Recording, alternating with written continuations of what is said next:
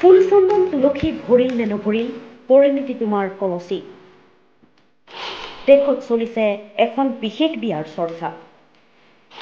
দেওবাৰে ৰাঘৱ পৰিণীতিৰ বিয়া। পৰিণীতিক আশীৰ্বাদ দিবলৈ আহিবনে প্ৰিয়ংকা? মাজত মাত্ৰ কেইটামান ঘণ্টা, তাৰ পিছতে যুগ্ম জীৱনৰ পাতনি মেলিব পৰিণীতি চোপ্ৰা আৰু ৰাঘৱ চাড্ডা। দেওবাৰে দীৰ্ঘদিনীয়া বন্ধু আৰু প্ৰেমিকৰ সৈতে বিবাহপাশত আবদ্ধ হ'ব অভিনেত্ৰী পৰিণীতি।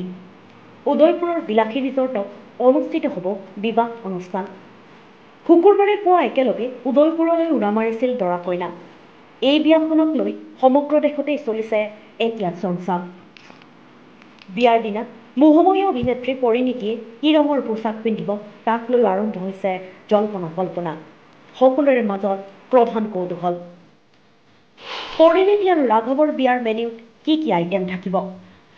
খবৰ অনুসৰি এই হাই ভল্টেজ বিয়াৰ মেন্যুত থাকিব মূলতঃ পাঞ্জাবী আৰু ৰাজস্থানী খাদ্য।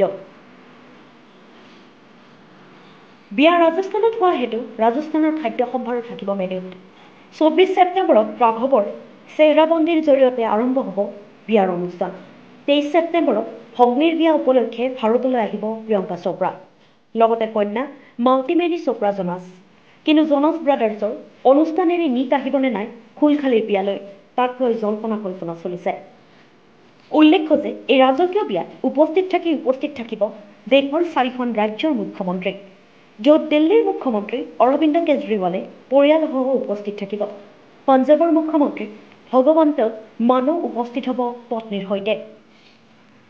24 ছেপ্টেম্বৰত ৰাজস্থানৰ মুখ্যমন্ত্ৰী অশোক গেহলট উদয়পুৰলৈ আহিব, য'ত তেওঁ এক অনুষ্ঠানত অংশগ্ৰহণ কৰাৰ পিছত পৰিণীতি আৰু ৰাঘৱৰ বিবাহ অনুষ্ঠানত অংশগ্ৰহণ কৰিব।